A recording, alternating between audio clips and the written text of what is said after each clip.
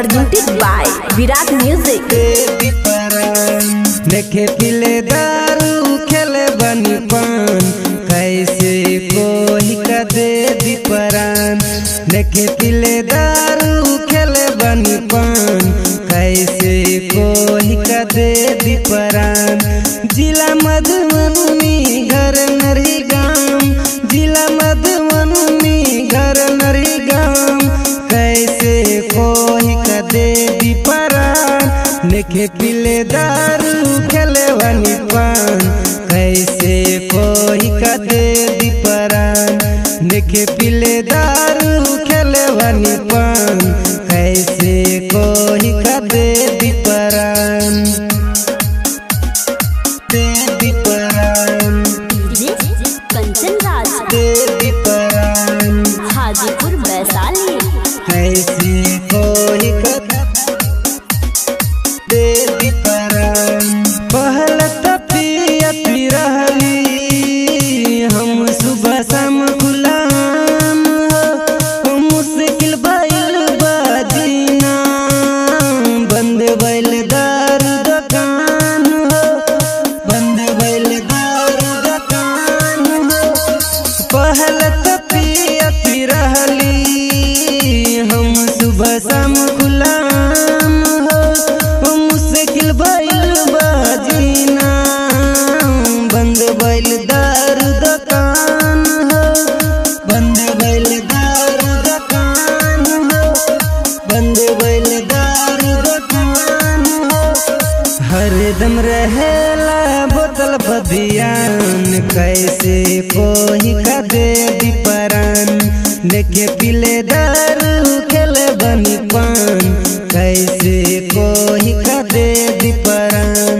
जिला मधुबनी घर नरी गाँव, जिला मधुबनी घर नरी गाँव, कैसे कोई का दे दी परान। देखे पिले दारू खेले बनी पान, कैसे कोई का दे दी परान। देखे पिले दारू खेले बनी पान, कैसे कोई का दे दी परान।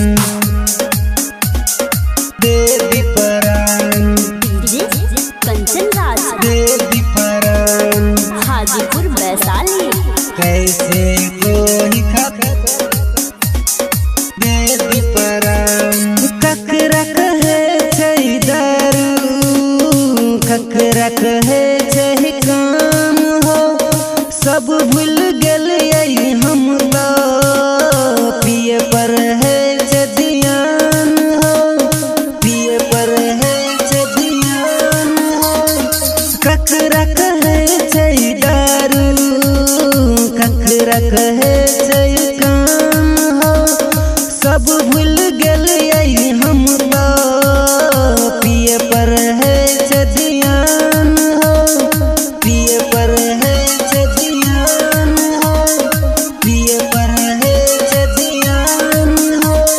सुबह से रंजित ओम प्रकाश नाम, कैसे कोई का दे दी परान।